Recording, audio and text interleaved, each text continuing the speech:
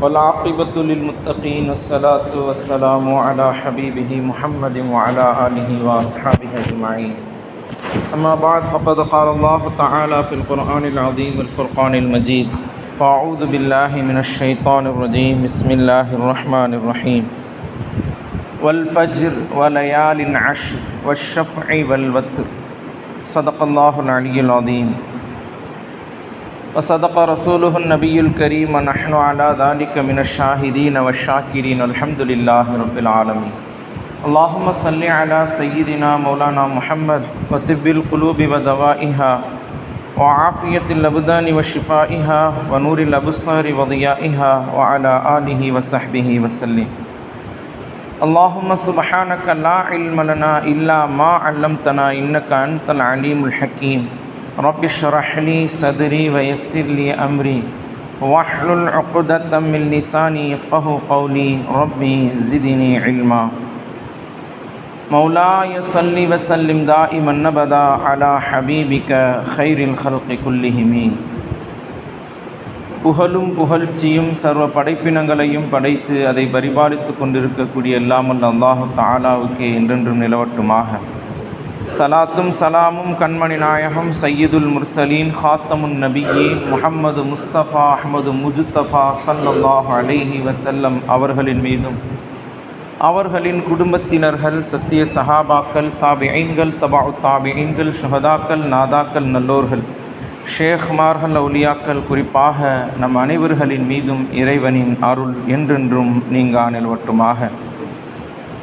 அன்பானவர்களே, அஸ்ஸலாமு அலைக்கும் வரஹ்மத்துல்லாஹி வபரகாத்துஹு. புனிதமிக்க இந்த ஜும்ஆவுடைய நாளில் அல்லாஹு தஆலா வழங்கக்கூடிய எல்லா விதமான அருள்களையும் பெறக்கூடிய நன்மக்களாக அல்லாஹு தஆலா நம் அனைவரையும் ஆக்கி அருள் புரிவானாக. புனித இல்லமாம் காபா ஷரீஃபை தவாப் செய்யக்கூடிய ஹஜ் உம்ரா செய்யக்கூடிய பாக்கியத்தையும் திருநபியின் ரவுலாவை தரிசித்து ஆனந்த பரவசம் அடையக்கூடிய பாக்கியத்தையும் அல்லாஹ் தஆலா நம்மவர்கள் நம் குடும்பத்தினர்கள் நம் சந்ததியினர்கள் அனைவருக்கும் திரும்ப திரும்ப தந்தருள் புரிவானாக. அன்பானவர்களே, இஸ்லாமிய ஆண்டினுடைய ஹிஜ்ரி ஆண்டினுடைய கடைசி மாதத்தை நாம் அடைய இருக்கின்றோம். துல்காதா மாதம் முடிய இருக்கின்றது. புனிதத்திற்குரிய துல்ஹஜ் மாதம் ஆரம்பமாக இருக்கின்றது. ஓரிரு நாட்களில் துல்ஹஜ் மாதத்தை நாம் அடைய இருக்கின்றோம். துல்ஹஜ் மாதம் இஸ்லாமிய ஆண்டினுடைய கடைசி மாதமாக இருக்கின்றது. அல்லாஹுக்கு பிடித்த மாதங்கள் 4 மாதங்களில் அல்லாஹ் கண்ணியப்படுத்திய சங்கை செய்த 4 மாதங்களில் ஒரு மாதமாக துல்ஹஜ் மாதம் இருக்கின்றது. அல்லாஹு தஆலா திருமறையில் சொல்லும் பொழுது, இன்ன இத்தத்தஷ் ஷுஹூரி இன்தல்லாஹி 12 ஷஹ்ரன் ஃபீ கிதாபில்லாஹி யௌம ஹலகஸ் ஸமாவாதி வல் அர்த மின்ஹா அர்பஅத்துன் ஹுரூம். மாதங்களின் எண்ணிக்கை அல்லாஹ்விடத்தில் 12 ஆகும். அந்த 12 மாதங்களில் அர்பஅத்துன் ஹுரும் 4 மாதங்களை அல்லாஹ் கண்ணியப்படுத்தி இருக்கின்றான். அந்த 4 மாதங்களில் ஒன்றுதான் துல்ஹஜ் மாதம். ரஜப், துல்காதா, துல்ஹஜ், முஹர்ரம் இந்த 4 மாதங்களும் இறைவனிடத்தில் சங்கை பொருந்திய கண்ணியத்திற்குரிய மாதம். ஃபலா தظலிமு ஃபீஹின்ன அன்ஃபுஸக்கும். இந்த மாதங்களில் நீங்கள் அநீதம் செய்யாதீர்கள், பாவமான காரியங்களில் ஈடுபடாதீர்கள், இந்த மாதத்தை கண்ணியப்படுத்துங்கள் என்று அல்லாஹு தஆலா தன் திருமறையில் நமக்கு கட்டளையிட்டிருக்கின்றான். அதன் அடிப்படையில் நாம் பார்த்தோம் என்றால், வரக்கூடிய ஓரிரு நாட்களில் துல்ஹஜ் மாதத்தை நாம் அடைய இருக்கின்றோம். இந்த மாதம் ஹாஜிகள் உலகம் முழுவதும் இருந்து ஹஜ் செய்வதற்காக சென்றிருக்கக்கூடிய ஹாஜிகள் இந்த நாளில் ஹரம் ஷரீஃபில் ஒன்று கூடுவார்கள். அரஃபாவிலும் மினாவிலும் முஸ்தலிஃபாவிலும் மக்காவிலும் சஃபா மர்வாவிலும் ஒன்று கூடி இறைவனுடைய கட்டளையை நிறைவேற்றுவதற்காக பல கஷ்டங்களையும் துன்பங்களையும் அனுபவித்து சிரமங்களை சகித்து கொண்டு பொறுமையோடு அவர்கள் தங்களுடைய கடமையை நிறைவேற்றுவதற்கு முயற்சி செய்வார்கள். அப்படிப்பட்ட ஒரு உன்னதமான ஒரு மாதம்.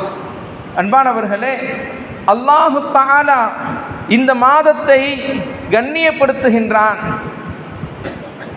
அல்லாஹு தஆலா தன் திருமறையில் இந்த மாதத்தினுடைய ஆரம்ப நாட்களை பற்றி சொல்லும் பொழுது, வல் ஃபஜ்ர், அதிகாலை பொழுதின் மீது சத்தியம் சிற்று அல்லாஹு தஆலா சொல்கின்றான். சத்தியம் செய்து பகலின் மீது சத்தியம் செய்து சொல்கின்றான். வலையாலின் அஷ்ர், 10 இரவுகளின் மீது அல்லாஹ் சத்தியம் செய்து சொல்கின்றான். அல்லாஹ் ஒரு பொருளின் மீது, ஒரு நாளின் மீது, ஒரு இரவின் மீது சத்தியம் செய்கின்றான் என்றால் அந்த இரவு, அந்த நாள் எப்படிப்பட்ட கண்ணியத்திற்குரிய நாள் என்பதை நாம் விளங்க கடமைப்பட்டிருக்கின்றோம். அன்பானவர்களே, கண்மணி நாயகம் ஸல்லல்லாஹு அலைஹி வஸல்லம் அவர்கள் சொன்ன ஒரு ஹதீஸை ரயீசுல் முஃபஸ்ஸிரீன் இப்னு அப்பாஸ் ரலியல்லாஹு அன்ஹு அவர்கள் இந்த ஆயத்திற்கு விளக்கம் சொல்லும் பொழுது சொல்கின்றார்கள், அல்லாஹு தஆலா 10 இரவின் மீது சத்தியமிட்டு சொல்லக்கூடிய அந்த 10 இரவு என்பது துல்ஹஜ் மாதத்தினுடைய முதல் 10 இரவு என்று குறிப்பிடுகின்றார்கள். பகல் என்பது துல்ஹஜ் மாதத்தினுடைய பகலை குறிப்பிடுகின்றது. இரவென்பது துல்ஹஜ் மாதத்தினுடைய இரவை குறிப்பிடுகின்றது. இந்த இரவும் இந்த பகலும் எல்லா நாட்களையும் விட சிறப்புக்குரிய நாள், சிறப்புக்குரிய இரவு என்று முஃபஸ்ஸிரீன்கள் நமக்கு விளக்கி தருகின்றார்கள். அன்பானவர்களே, ஹதீஸ்களில் வரக்கூடிய வார்த்தை கண்மணி நாயகம் ஸல்லல்லாஹு அலைஹி வஸல்லம் அவர்கள் சொன்னார்கள், மாமின் ஐயாமில் அமலி ஃபீஹின்ன அஹப்பு இலல்லாஹி, அல்லாஹு தஆலாவிடத்தில் நாட்களிலேயே எல்லா நாட்களையும் விட அமல் செய்வதற்கு சிறப்புக்குரிய நாள் என்றால் அது மின் ஹாதிஹில் ஐயாமில் அஷரத்தி தில்ஹஜ், துல்ஹஜ் மாதத்தினுடைய முதல் 10 நாட்கள் தான் இறைவனிடத்தில் எல்லா நாட்களையும் விட அமல் செய்வதில் அல்லாஹ்வுக்கு பிடித்தமான நாள் என்று அல்லாஹ் நபி அவர்கள் குறிப்பிடுகின்றார்கள். அன்பானவர்களே, ஹதீஸில் நமக்கு கிடைக்கிறது 365 நாட்களில் இறைவனுக்கு பிடித்தமான 10 நாள் என்றால், அமல் செய்வதற்கு இறைவனுக்கு பிடித்தமான 10 நாள் என்றால் அது துல்ஹஜ் மாதத்தினுடைய முதல் 10 நாட்கள். சஹாபாக்கள் கேட்டாங்க, யா ரசூலல்லாஹ், அந்த நாட்களில் நாம் அமல் செய்வது அல்லாஹ்வுடைய பாதையில் ஜிஹாது செய்வதை விட சிறந்ததா என்று நபி அவங்கள்ட்ட கேட்டாங்க சஹாபாக்கள். நபி அவங்க சொன்னாங்க, ஆம், அல்லாஹ்வினுடைய பாதையில் போர் செய்து ஜிஹாது செய்வதை விட இந்த துல்ஹஜ் மாதத்தினுடைய 10 நாட்களில் செய்யக்கூடிய அமல் இறைவனிடத்தில் மிகவும் பிரியமானது என்று சொல்லிவிட்டு நபி அவர்கள் சொன்னார்கள், ஒருவர் ஜிஹாதுக்காக, அல்லாஹ்வுடைய பாதையில் போர் புரிவதற்காக தன்னுடைய பொருளையும் உயிரையும் எடுத்துக்கொண்டு போருக்கு செல்கின்றார், தன்னுடைய செல்வத்தை எடுத்துக்கொண்டு போருக்கு சென்று அவர் அந்த போரில் ஷஹீதாகி விடுகின்றார் என்றால் அது அவருக்கு சிறந்தது என்று நபி அவர்கள் சொன்னார்கள். இந்த நாட்களில் ஒரு மனிதர் ஜிஹாதில் கலந்து கொண்டு ஷஹீதாகி விட்டார் என்றால் அவர்தான் இந்த நாட்களில் அமல் செய்யக்கூடிய நன்மையை விட அதிகப்படியான நன்மையை பெற்றுக்கொண்டார். ஜிஹாதில் கலந்து கொள்வதை விட சிறந்தது என்று நபி அவர்கள் இந்த நாட்களில் செய்யக்கூடிய அமல் இறைவனுக்கு பிடித்தமானது என்று நபி அவர்கள் சொன்னார்கள்.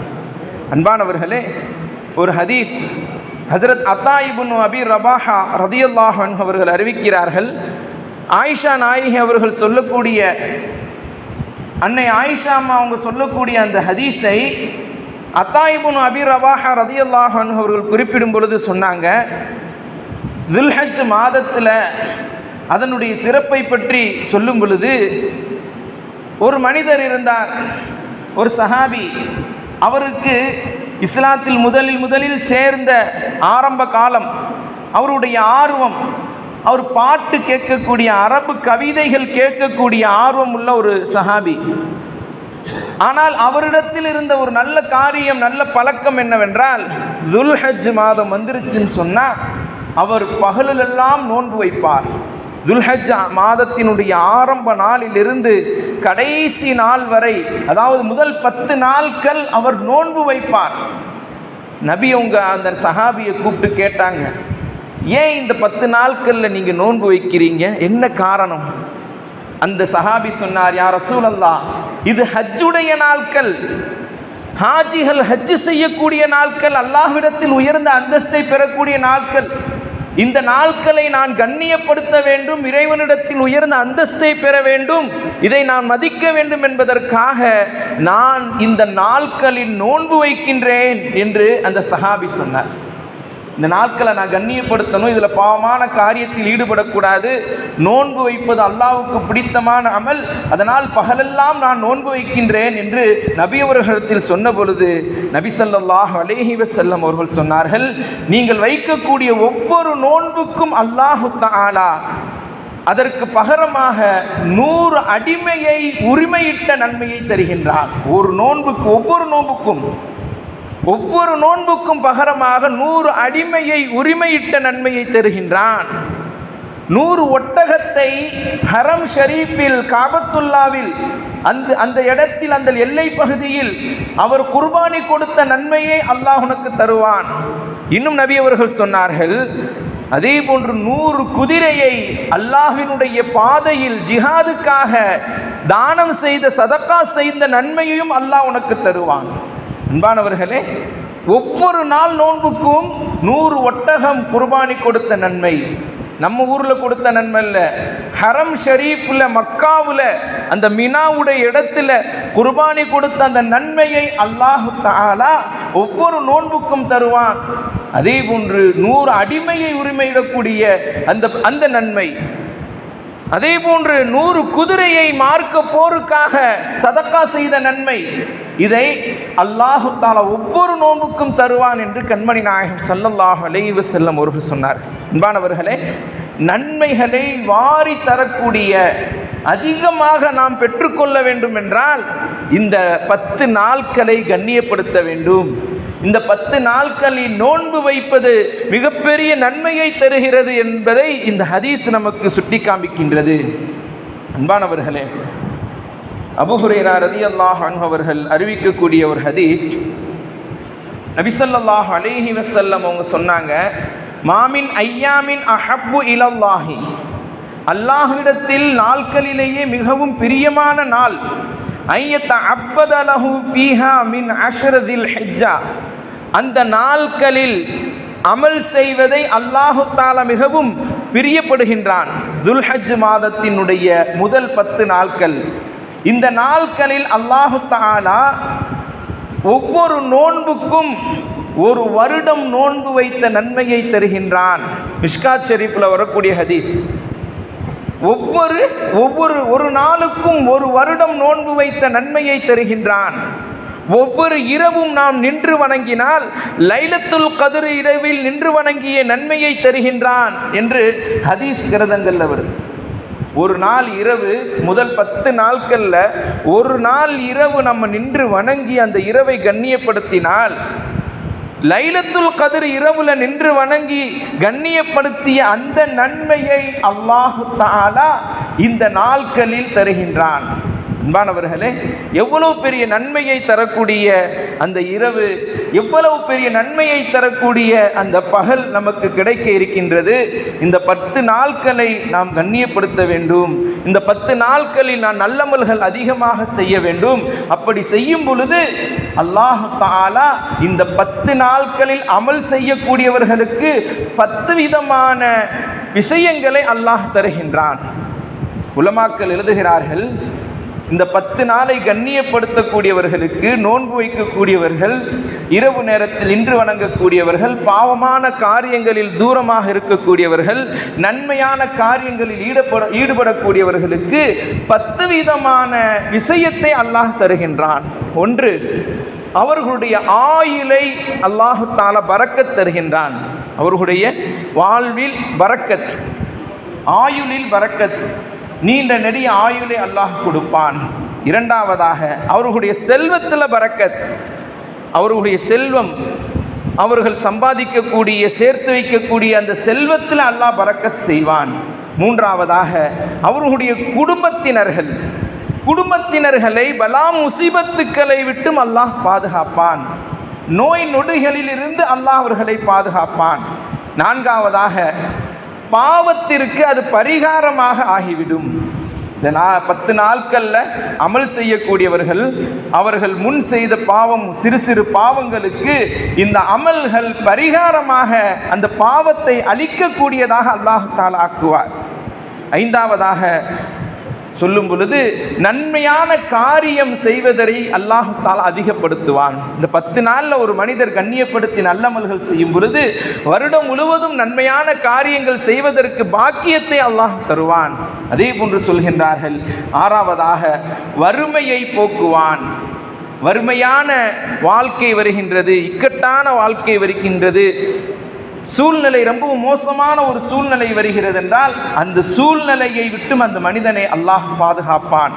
அடுத்ததாக 7வதாக இருளிலிருந்து அல்லாஹு தஆலா, இந்த உலகத்தினுடைய இருளிலிருந்து அல்லாஹு தஆலா அவர்களை பாதுகாத்து வெளிச்சத்தை கொடுப்பான்.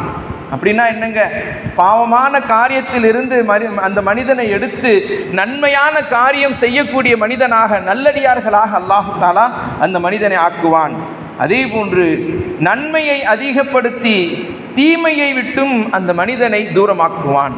நன்மை அந்த மனிதனுடைய வாழ்க்கையில் நன்மையான காரியங்கள் அதிகமாகும், தீமையான காரியங்களை விட்டும் அல்லாஹ் அந்த மனிதனை தூரமாக்குவான்.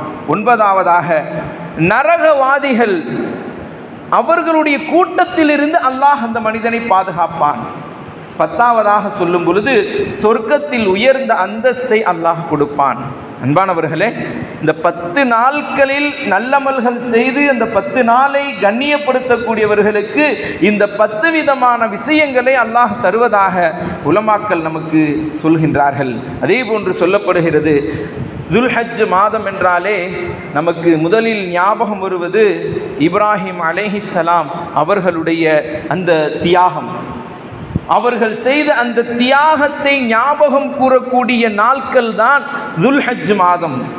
தியாகத்தந்தை இப்ராஹிம் அலைஹிஸ்ஸலாம் அவர்கள் அல்லாஹ்வினுடைய அந்த கட்டளைப்படி தன்னுடைய மகனை அறுத்து குர்பானி கொடுப்பதற்கு அவர்கள் முயன்ற அந்த முயற்சியை அல்லாஹ் கபூல் செய்தான். அல்லாஹ்வினுடைய கட்டளை என்னுடைய கட்டளையா, பிள்ளை பாசமா, அல்லது என்னுடைய கட்டளையா என்று அல்லாஹ் ஒரு சோதனையை இப்ராஹிம் அலைஹிஸ்ஸலாம் அவர்களுக்கு முன் வைத்தபோது, இறைவனுடைய பிரியம்தான் எனக்கு முக்கியம், இறைவனுடைய கட்டளை தான் எனக்கு முக்கியம், பிள்ளையை விட நான் இறைவனை நேசிக்கின்றேன், என் மகனை விட இறைவனுடைய அன்பு அவனுடைய கட்டளையை நான் நிறைவேற்றுவதற்கு முயற்சி செய்வேன் என்று தன் பிள்ளையை அறுத்து பலியிடுவதற்கும் குர்பானி கொடுப்பதற்கும் தயாரானார்கள் இப்ராஹிம் அலைஹிஸ்ஸலாம். அன்பானவர்களே, துல்ஹஜ் மாதத்தினுடைய அந்த 10வது நாள் ஈதுல் அல்ஹாவுடைய அந்த நாளில் ஒரு மனிதன் செய்யக்கூடிய நல்லமல்களில் அல்லாஹ்வுக்கு மிகவும் பிடித்தமான அமல் என்றால் அது குர்பானி கொடுப்பது, குர்பானி கொடுத்து அந்த இரத்தத்தை ஓட்டுவது தான் என்று கண்மணி நாயகம் ஸல்லல்லாஹு அலைஹி வஸல்லம் அவர்கள் சொன்னார்கள். துல்ஹஜ் மாதம் அந்த 10வது நாள் ஈதுல் அல்ஹாவுடைய நாளில் அல்லாஹ்வுக்கு பிடித்தமான ஒரு அமல் என்றால் அது குர்பானி கொடுப்பது என்று கண்மணி நாயகம் ஸல்லல்லாஹு அலைஹி வஸல்லம் அவர்கள் சொன்னார்கள். அல்லாஹ் நம் மீது வாஜிபாக்கி இருக்கின்றான், கடமையாக்கி இருக்கின்றான். குர்ஆனில் அல்லாஹ் தஆலா சொல்லும் பொழுது, இன்னா அஅதைனாக்கல் கௌசர், நபியே நிச்சயமாக நாம் உங்களுக்கு கௌசர் என்ற தடாகத்தை கொடுத்தோம். ஃபஸல்லி லி ரப்பிக வன்ஹர், அல்லாஹ்வுக்காக உங்களுடைய இறைவனுக்காக நீங்கள் தொழுது குர்பானி கொடுங்கள், தொழுது குர்பானி கொடுங்கள். இன்னைக்கு நாம் ஈதுல் அல்ஹாவுடைய அந்த காலங்களில் அந்த நாட்களில் நாம் தொழுகின்றோம், அவனுடைய கட்டளையை நிறைவேற்றுகின்றோம், அதற்கு பிறகு குர்பானி கொடுக்கின்றோமா என்பதுதான் சிந்தனைக்குரிய விஷயம், யோசிக்க வேண்டிய கடமை. ஒரே ஆயத்தில் அல்லாஹ் 2 விஷயத்தை சொல்றான். தொழுக வாஜிபு, ஈதுல் அல்ஹாவினுடைய பெருநாள் தொழுக நமக்கு வாஜிபு, ஹனபி மதுஹபின் படி அது வாஜிபு, அது கட்டாயம் தொழுதாக வேண்டும். அதன் அந்த ஆயத்தோடு சேர்ந்து சொல்லக்கூடிய இன்னொரு வார்த்தை ஃபஸல்லி லி ரப்பிக வன்ஹர், தொழுத பிறகு உங்கள் இறைவனுக்காக நீங்கள் குர்பானி கொடுங்கள். அன்பானவர்களே, அல்லாஹ் தொழுகையை கடமையாக்கி இருக்கின்றான். ஒரு பகுதியை நாம் நிறைவேற்றி விட்டோம், இன்னொரு பகுதி இருக்கின்றது குர்பானி. அந்த ஆயத்தோடு சேர்ந்ததுதான், தொழுகையோடு சேர்ந்ததுதான். எப்படி தொழுகை நமக்கு வாஜிபோ குர்பானியும் நமக்கு வாஜிப், குர்பானியும் நமக்கு வாஜிபாக்கப்பட்டிருக்கின்றது. ஹனஃபி மதுஹபின் படி குர்பானி வாஜிப், ஹம்பலி ஷாஃபி மதுஹப் மாலிகி மதுஹப் படி அது சுன்னத்தை முஅக்கதா, வலியுறுத்தப்பட்ட சுன்னத்து, கட்டாயம் செய்ய வேண்டும். அதை விட்டுவிட்டால் அது மக்ரூ. அதை வேண்டுமென்றே ஒருவர், வசதி இருந்தும் வேண்டுமென்றே ஒருவர் விட்டுவிட்டார் என்றால் அது பாவமாக கருதப்படும். அன்பானவர்களே, அதனால குர்பானி என்பது நம்முடைய வாழ்க்கையில் ஒரு அங்கமாக இருக்க வேண்டும். ஈதுல் அல்ஹாவினுடைய நாளில் நாம் கொடுக்க வேண்டிய முக்கியமான ஒரு கடமை அது. அன்பானவர்களே, கண்மணி நாயகம் ஸல்லல்லாஹு அலைஹி வஸல்லம் அவர்கள் மதீனாவிற்கு சென்ற பிறகு ஒவ்வொரு ஆண்டும் குர்பானி கொடுத்தார்கள். ஒவ்வொரு ஆண்டும் ஆடு குர்பானி கொடுத்தார்கள். குர்பானி என்ற அந்த வார்த்தை கரீப என்ற அந்த வார்த்தையிலிருந்து வந்தது. குர்ப் என்றால் இறைவனுடைய நெருக்கம். குர்ப் என்றால் என்னங்க? இறைவனுடைய நெருக்கம். இறைவனுடைய நெருக்கத்தை பெற்றுத்தரக்கூடிய அமல்தான் குர்பானி. ஒரு மனிதன் குர்பானி கொடுத்தால் அல்லாஹ்வினுடைய நெருக்கத்தை பெறுகின்றான், அவனுடைய அன்பை பெறுகின்றான், அவனுடைய காதலை பெறுகின்றான். எப்படி இப்ராஹிம் அலைஹிஸ்ஸலாம் அவர்கள் அல்லாஹ்வினுடைய நெருக்கத்தை பெற்றார்களோ குர்பானி கொடுத்து, அதே போன்று குர்பானி கொடுக்கக்கூடிய அடியான் அல்லாஹ்வினுடைய அந்த நெருக்கத்தை பெறுகின்றான். அன்பானவர்களே, இப்போ குர்பானி யார் மீது கடமை? முஸ்லிம் மீது தான் குர்பானி கடமை, காஃபிர் கொடுக்க முடியாது. சென்ற வருடம் ஒருத்தவங்க சொன்னாங்க, என்னுடைய நண்பர் ஒருவர் காஃபிர், மாற்று மதத்தை சார்ந்தவர், நீங்கள் குர்பானி கொடுக்குறீங்களா, அதில் என் காசையும் சேர்த்துக்கங்க, சேர்த்து குர்பானி கொடுங்க அப்படின்னு சொல்லி என்கிட்ட பணம் கொடுத்துருக்கிறார் ஹஸ்ரத், நான் குர்பானி கொடுக்கலாமா அவருடைய காசில் கேட்டார். முஸ்லிம்கள் மீது தான் குர்பானி கடமை. காபிர்களுடைய பணத்தை நம்ம கூட்டோடு சேர்த்து குர்பானி கொடுக்கிறது, அந்த குர்பானி ஏற்றுக்கொள்ளப்படாது. இப்போ ஒரு மாடுக்கு 7 பேர் சேர்ந்து குர்பானி கொடுக்குறாங்கன்னு வைங்க, அதில் முஸ்லீமுடைய பங்கு 6ம் ஒரு காபிருடைய பங்கு 1ம் சேர்ந்துருச்சுன்னு சொன்னால் அந்த குர்பானி கூடாது. முழுவதும் முஸ்லீமுடைய பங்கு தான் இருக்க வேண்டும். முஸ்லீமுக்கு மீதான் கடமை, காபிர் மீது கடமை அல்ல. அதனால் ஒரு முஸ்லீம் தான் குர்பானி கொடுக்க முடியும். அடுத்ததாக சுதந்திரமான மனிதனாக இருக்கணும், உள்ளூர் வாசியாக இருக்கணும். பிரயாணத்தில் இருக்கிறாருன்னு சொன்னால் அவர் மீது கடமை இல்லைன்னா கொடுத்தால் நிறைவேறிவிடும். புத்தி சுவாதம் உடையவனாக பாலிகான மனிதனாக இருக்க வேண்டும். சிறுபிள்ளை மீது குர்பானி கடமை இல்லை. எப்படி தொழுகை பாலிகான மனிதன் மீது பிள்ளையின் மீது கடமையோ அதே போன்று குர்பானியும் பாலிகான பிள்ளையின் மீது கடமை. அதே போன்று நிசாபுடைய அளவு எட்டி இருக்கணும். வசதி வாய்ப்பை பற்றி சொல்லப்படுகிறது. நிசாபுனா என்னங்க? ஈதுல் அல்ஹாவுடைய அந்த நாளில் குர்பானி கொடுக்கக்கூடிய அந்த 3 நாட்களில் அவரிடத்தில் செல்வம் இருக்கணும். எவ்வளவு செல்வம் இருக்கணும்? தங்கமாக இருந்தால் 87.5 கிராம். அந்த 87.5 கிராம் அந்த தங்கம் ஒரு பெண்ணிடத்திலோ ஆணிடத்திலோ இருந்தால் அவர்கள் மீது குர்பானி வாஜிப்.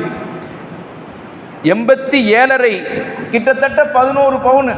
11 பவுன் ஒரு பெண்ணிடத்தில் இருக்குது அல்லது ஒரு ஆணிடத்தில் அந்த பவுன் இருக்குது, இந்த அவங்க குர்பானி கொடுப்பது வாஜிப். அல்லது வெள்ளியாக 612 கிராம் ஒரு பெண்ணிடத்திலோ ஆணிடத்திலோ இருக்கிறது என்றால் அவர்கள் குர்பானி கொடுப்பது வாஜிப். அல்லது இந்த பணம், இந்த நகையினுடைய அளவுக்குள்ள பணம் அந்த மனிதனிடத்திலேயோ அந்த பெண்ணிடத்திலேயோ ஆணிடத்திலோ இருக்கிறது என்றால் அவர்கள் கொடுக்க வேண்டும். இப்போ உதாரணமாக நான் எடுத்துக்கொண்டோம் சொன்னால், வெள்ளியினுடைய இன்றைய 2026 அளவின்படி 612.5 கிராம் என்பது 55,000 ரூபாய் இருக்குது. இப்போ உள்ள விலை 55,000 ரூபாய் ஒரு ஆணிடத்திலேயோ பெண்ணிடத்திலேயோ வங்கியிலேயோ கையிலேயோ இருக்கிறதுன்னு சொன்னால் அவங்க குர்பானி கொடுப்பது அவங்க மீது வாஜிப். அல்லது அது பொருளாக இருக்கின்றது, பணமாக இல்லை, வியாபார பொருளாக வச்சிருக்கிறாங்க, அல்லது சிலருக்கு கடன் கொடுத்துருக்கிறாங்க, அந்த கடன் நமக்கு திரும்பி வரும், இப்படி பணம் இருக்கிறது என்றால் அவங்க குர்பானி கொடுத்தாக வேண்டும். ஒரு இன்னைக்கு நிறைய வீட்டில் ஒரு தவறான ஒரு புரிதல் இருக்கின்றது.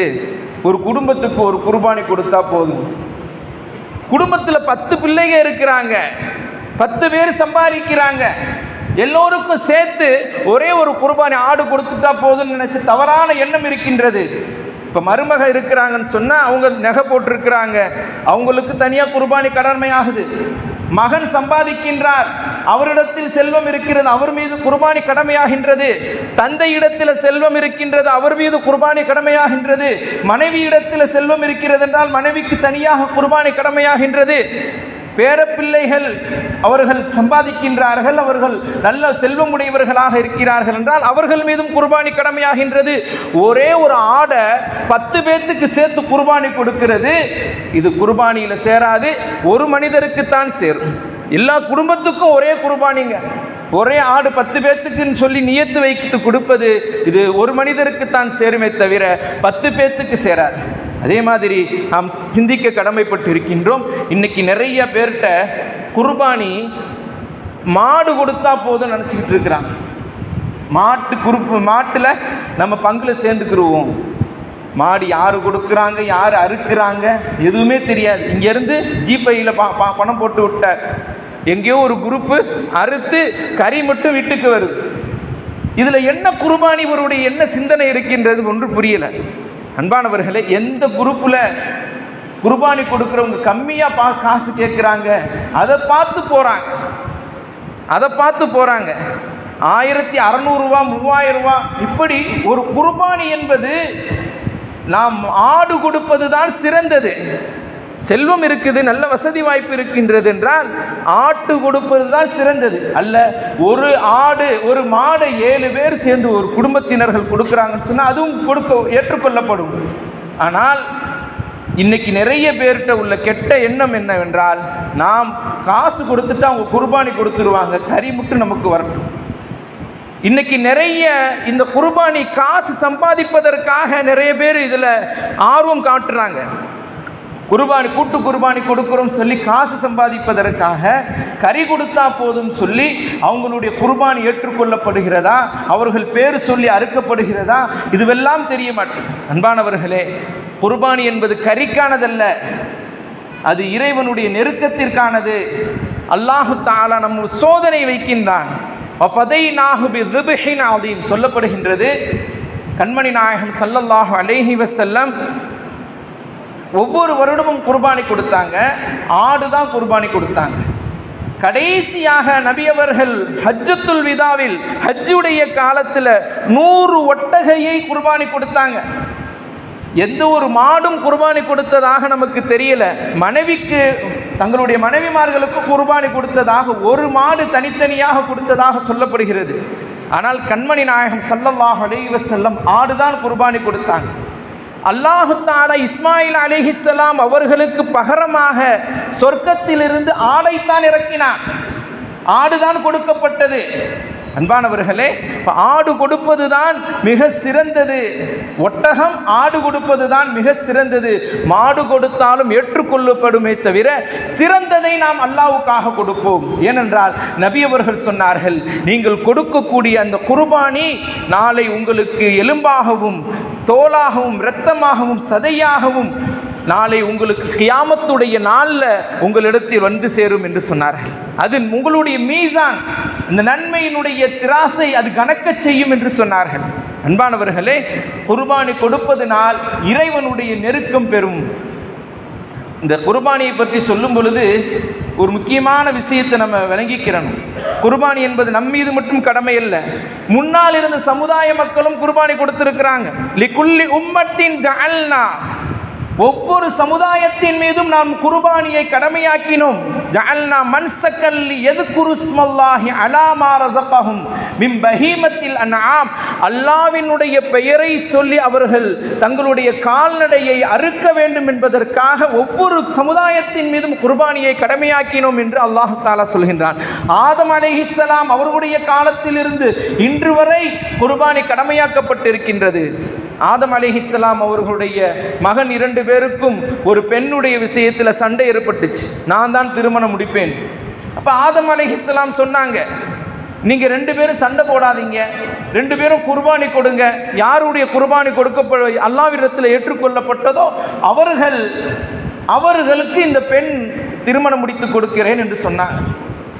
ஹாபில் காபில் என்ற 2 பேர். ஹாபில் ஒரு சிறந்த பருத்த குண்டான ஒரு ஆடை குர்பானிக்காக ஒரு மலையின் மீது வைத்தார். காபில் என்பவர் தன்னிடத்தில் இருந்த கோதுமையிலேயே ரொம்ப மட்டமான கோதுமை தானியத்தை கொண்டு போய் மலை மேலே வைத்தார். அல்லாஹு தஆலா அந்த காலத்தில் உள்ள அல்லாஹினுடைய அந்த விதி, அல்லாஹினுடைய கட்டளை, யாருடைய குர்பான் இறைவனிடத்தில் பிரியமானதோ அதை வானத்திலிருந்து ஒரு மின்னலை போன்று புகை வராத ஒரு தீ வரும், அது அப்படியே பொசுக்கிட்டு போயிடும். அல்லாஹு தஆலா குர்ஆனில் சொல்கின்றான், இது கர்ரபா குர்பானன் ஃபத்துகுப்பில மின் அஹதிஹிமா, 2 பேரும் குர்பானி கொடுத்தார்கள், அதில் ஒருவருடைய குர்பானி அல்லாஹ் ஏற்றுக்கொண்டான். வலம் யுத்தகப்பல் மினல் ஆகிர், இன்னொருவருடைய குர்பானி அல்லாஹ் ஏற்றுக்கொள்ளல. பருத்த நல்ல ஒரு சிறந்த ஒரு ஆட்டை கொடுத்தார் ஹாபில், அவருடைய குர்பானி அல்லாஹ் வானத்திலிருந்து ஏற்றுக்கொண்டான். ஆடைத்தான் அங்கேயும் ஏற்றுக்கொண்டிருக்கின்றான். குர்ஆன் சொல்லுகிறது ஆடு ஏற்றுக்கொள்ளப்பட்டது. அடுத்ததாக ஹாபிலுடைய அந்த கோதுமை, மட்டமான அந்த கோதுமை அல்லாஹ்விடத்தில் ஏற்றுக்கொள்ளப்படலை. ஹாபில் சொன்னார், காபில் சொன்னார், ஹாபிலிடத்தில் உன்னை நான் கொலை செய்வேன், அந்த பெண்ணு மட்டும் எனக்கு கிடைக்கலன்னா நான் கொலை செஞ்சிருவேன் சொல்லும் பொழுது, இன்னமாயத்த கப்பலுல்லாஹு மினல் முத்தகீன், அல்லாஹு தஆலா முத்தகீன்களுடைய இறையச்சமுடையவர்களுடைய குர்பானியைத்தான் அல்லாஹ் ஏற்றுக்கொள்வான். இறையச்சத்தை தான் இங்கு பார்க்கப்படுகிறது.